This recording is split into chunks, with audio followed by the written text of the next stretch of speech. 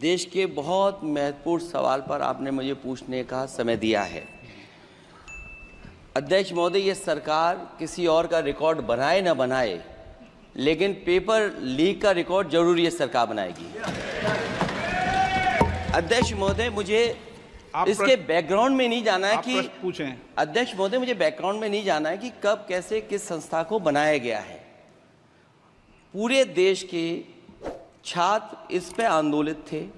लगातार अखबार और सीबीआई की जांच के बाद चीज़ें सामने आ रही हैं, लोग पकड़े जा रहे हैं, जेल भेजे जा रहे हैं। मैं अध्यक्ष महोदय आपके माध्यम से पूछना चाहता हूं मंत्री जी से, क्या सेंटर वाइज जिन बच्चों को सबसे ज़्यादा नंबर मिले हैं, क्या उसकी सूची जारी करेंगे? 30,000 सीटें जहाँ हैं, कई सेंटर अध्यक्ष महोदय ऐसे हैं जहाँ 2,000-2,500 बच्चे पास हो गए हैं। सरकारी सीटें 30,000 हैं, कई सेंटर में 2,000 से ज़्यादा पास हो गए। कई प्रदेश के ऐसी जगह है जहाँ पर कुछ सेंटर से 600 से 650 से ज़्यादा सबसे ज़्यादा नंबर हैं। और अगर वो संस्था इतनी क्रेडिबल थी तो अध्यक्ष महोदय जिन सेंटर्स पे ये परीक्षा हुई उन सेंटर्स का इंफ्रास्ट्रक्चर क्या था? क्या मंत्री जी ने जानकारी की थी इस बात की?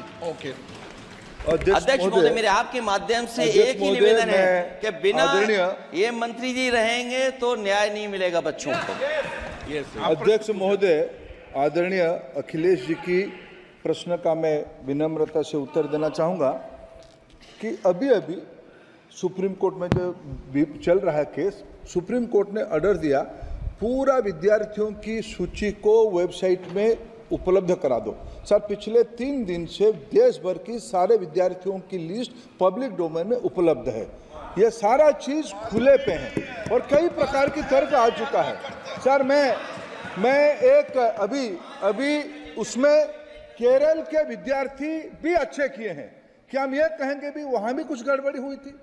ऐसे आरोप करना, मैं देश की ग्रामीण इलाका, देश की एसटी इस बार सबसे अच्छा परफॉर्मेंस करने वाले देश की एसटी ग्रामीण बैकग्राउंड आर्थिक पिछड़े लोगों की है। क्या हम उनकी मेधा को हम चुनौती देते हैं? और बाकी रहा क्वेश्चन पेपर लीक की, सर मैं शुरू से मेरा एक स्टैंड रहा राजनीति नहीं करना, लेकिन अखिलेश जी जब वहाँ दायित्व में थे उस सुबह की सर सारे सूची है कितने बार उत्तर प्रदेश में क्वेश्चन पेपर लीक हुए हैं। माननीय एक मिनट प्लीज, एक मिनट। राहुल गांधी जी, आप प्रश्न पूछना चाहते हैं? Speaker sir, it's obvious to the whole country. It's obvious to the whole country that there is a very serious problem in our examination system. This is not just a question of NEET, it is in all the major examinations. Now, the minister has blamed everybody except himself, right? I don't even think he understands the fundamentals of what is going on here. आप प्रश्न क्या है आपका? आ रहा हूँ sir. ये मैं question को सेटअप कर रहा हूँ। इसलिए प्रश्न पूछते हैं। ये the issue is that there are millions of students in this country who are extremely concerned at what is going on and who are convinced that the Indian examination system is a fraud. That is what is at stake here. Millions of people believe that if you are rich and if you have money, you can buy the Indian examination system.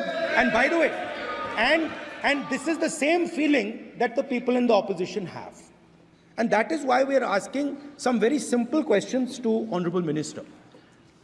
Number one, as this is a systemic issue, what exactly are you doing to fix this issue at a systemic level? Yes. That's the first question. Okay, question में चल रहा है अभी। Please. अब मैं मंत्री जी, मैं एक बार बोल दूं इस बात पे? चलो मंत्री जी, आप शॉर्ट में जवाब दो, फिर मैं बोल ही देता हूं। आज आप शॉर्ट में जवाब देना। अध्यक्ष महोदय, मेरे जो शिक्षा है, मेरे जो संस्कार है, मेरे जो सामाजिक जीवन है, मेरे को मेरे राज्य की, मेरे सूबे की जनता की स्वीकृति मिली है। मैं किसी की, मेरे बौद्धिक और मेरे संस्कार की सर्टिफिकेट मेरे को सारी सदन में किसी से नहीं चाहिए। देश की प्रजातंत्र में चुन के मेरे नेता प्रधानमंत्री मोदी जी को प्रधानमंत्री की भूमिका दिया है। मैं उनकी निर्णय से यहाँ उत्तर दे रहा हूँ सदन को। बाकी ये कहना चिल्लाने से सच झूठ नहीं हो जाएगा साहब। ये जो कहा गया देश की अभी की एग्जामिनेशन सिस्टम रबिश है सर, इससे दुर्भाग्यजनक बयान देश की नेता प्रतिपक्ष का कुछ नहीं हो सकता है सर। मैं कठोर शब्द से उसको निंदा करता हूं।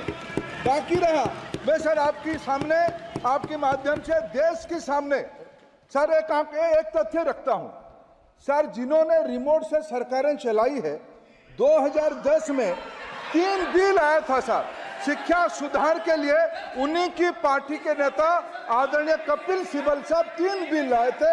उसमें से एक बिल था एजुकेशन, उसमें एक बिल था prohibition of unfair practice bill 2010, जिसकी उद्देश्य एजुकेशन इंस्टीट्यूशन में माल प्रैक्टिस को बंद करना। सर मेरे सरकार की हिम्मत है, अभी हमने पब्लिक एग्जामिनेशन की रेगुलरिटीज में बिल लाए, कानून बनाए। क्या मजबूरी था कांग्रेस पार्टी की, क्या मजबूरी था नेता प्रतिपक्ष की? उन्होंने उस बिल को उल्टा किया, किसके दबाव में उल्टा किया? क्या निजी मेडिकल कॉलेज की दबाव में, उनकी घूसखोरी की दबाव में उन्होंने उस बिल को उल्टा किया था? सच सुनने की सामने ही है। ये मैं किसी की विद्वता पे प्रश्न नहीं उठाता हूं, लेकिन सच 2010 में शिक्षा सुधार की बिल उन्हीं की सरकार ने लाया था, दबाव में उन्होंने उल्टा किया। ये हमको प्रश्न पूछते हैं। अध्यक्ष महोदय, मैं आपका धन्यवाद देना चाहता हूं। देश के बहुत महत्वपूर्ण सवाल पर आपने मुझे पूछने का समय दिया है। अध्यक्ष महोदय, ये सरकार किसी और का रिकॉर्ड बनाए ना बनाए, लेकिन पेपर लीक का रिकॉर्ड जरूर ये सरकार बनाएगी। अध्यक्ष महोदय, मुझे इसके बैकग्राउंड में नहीं जाना है कि पूछें। अध्यक्ष महोदय, मुझे बैकग्राउंड में नहीं जाना है कि कब, कैसे, किस संस्था को बनाया गया है। पूरे देश के छात्र इस पे आंदोलित थे। लगातार अखबार और सीबीआई की जांच के बाद चीज़ें सामने आ रही हैं, लोग पकड़े जा रहे हैं, जेल भेजे जा रहे हैं। मैं अध्यक्ष महोदय आपके माध्यम से पूछना चाहता हूं मंत्री जी से, क्या सेंटर वाइज जिन बच्चों को सबसे ज़्यादा नंबर मिले हैं, क्या उसकी सूची जारी करेंगे? 30,000 सीटें जहां हैं, कई सेंटर अध्यक्ष महोदय ऐसे हैं जहां 2,000-2,500 बच्चे पास हो गए हैं। सरकारी सीटें 30,000 हैं, कई सेंटर में 2,000 से ज्यादा पास हो गए। कई प्रदेश के ऐसी जगह है जहां पर कुछ सेंटर से 600 से 650 से ज्यादा सबसे ज्यादा नंबर हैं। और अगर वो संस्था इतनी क्रेडिबल थी तो अध्यक्ष महोदय, जिन सेंटर्स पे ये परीक्षा हुई उन सेंटर्स का इंफ्रास्ट्रक्चर क्या था? क्या मंत्री जी ने जानकारी की थी इस बात की?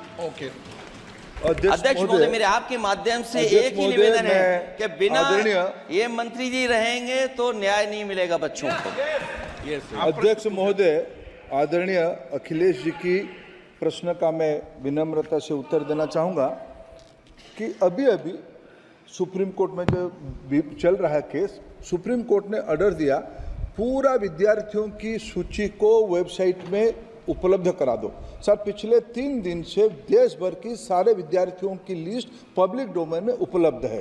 ये सारा चीज खुले पे है और कई प्रकार की तर्क आ चुका है। सर मैं एक अभी उसमें केरल के विद्यार्थी भी अच्छे किए हैं, क्या हम ये कहेंगे भी वहां भी कुछ गड़बड़ी हुई थी?